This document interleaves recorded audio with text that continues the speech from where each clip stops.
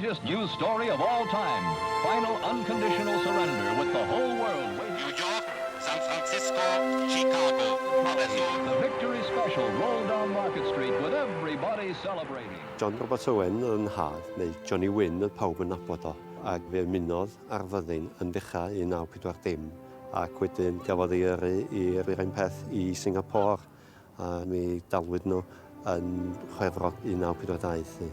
Dilyn hynny, mi gafodd 9 telegram gan y Llywodraeth yn dweud bod o'n missing in action, presumed dead. Doedd hi ddim yn coelio hynny, ac mi ddalodd hi allan am 2 mlynedd a hanner, beth yn cloi drws, achos oedd hi'n gobeithio ryw ddydd sy'n dod adra.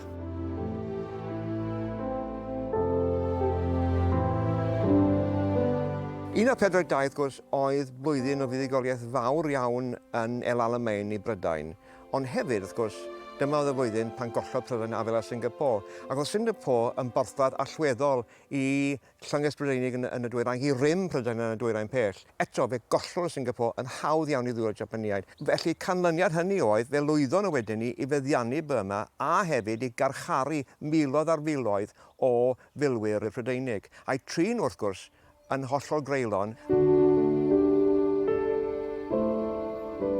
O yna gardyn wedi cael ei yrru allan gan fyddin Japan yn dweud bod yn cael ei fwydo a bod yn cael cyflog am y gwaith, ond doedden nhw ddim sydd e. Ac yn y cyfnod hefyd mi gafodd malaria, beri a dysentery. Ac oedd yn dweud pryd oedd yn yr ysbyty yn cael ei gicio ac yn cael ei bwnio efo pen gwn sydd e. Oedden nhw'n greulon iawn. Mae'r benod yma yn benod ddi iawn yn hanes militariaeth. Ond yn ogystal â hynny hefyd, dyw ddim wedi cael cymaint o sylw ac mae'r rhyfel yn Ewrop. Doedd yr rhyfel yma, wrth gwrs, ddim yn hawlio blaenoriaeth Prydain. Y pŵer mwyaf yn yr rhyfel yma, wrth gwrs, oedd America. Ac wrth gwrs, oedd Prydain yn diwedd yr rhyfel yn colli gogoniant yn gyflym dros ben. Ac mae colli Singapore yn symbol mewn gwirionedd o dranc yr ymerodraeth Brydeinig. Pryd gothynwyd y bom yn Hiroshima ac yn Nagasaki, dy dad ddim callach o be wedi digwydd, achos oedd y Siapaniaid wedi dweud wrtho bod y rhyfel drosodd, beth bynnag, a hefyd bod yr Almaenwyr yn Llundain. In every town and hamlet across the nation, the story was the same. Chicago heard the news and a hurricane of unrestrained hilarity blew through the windy city. Roedd dad adra yn Tachwedd 45, ac bod o bron yn 6 a dal, dim ond 5 stôn a hanner oedd o'n bwyso.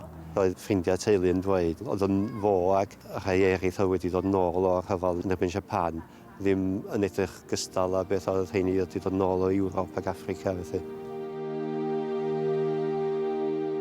Mae o yn ddyddiad sydd yn dod â... sydd yn dristwch i ni, felly, cos yn Awst y 15fed 1981, ddaru dad yn gadael.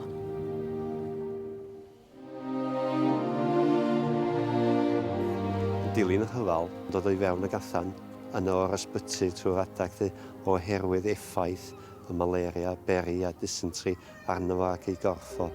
Ac hyd yn oed ar ei dystysgrif marwolaeth o, oedd hyn yn achos at ei farwolaeth.